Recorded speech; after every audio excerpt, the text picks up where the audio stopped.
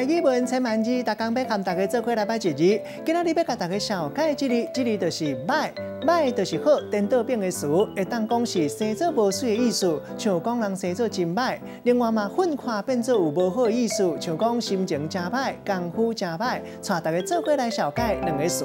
头一个就是歹财，会当讲是无好看，像讲这安尼实在真歹财。嘛会当讲是一件代志发展了无好，情形不妙，嘛会当讲真歹财。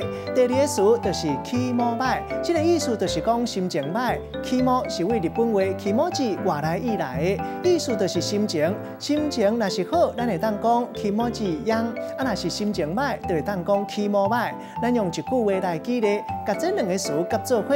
譬如讲，伊讲了一句歹鸡教子，歹人教英语，这句话互伊听到到底，起毛有够歹。这件生理敢讲会成，是愈来愈无简单，代志刷来发展的办势愈来愈歹财。今仔日小解这一字歹，提供予大家参考。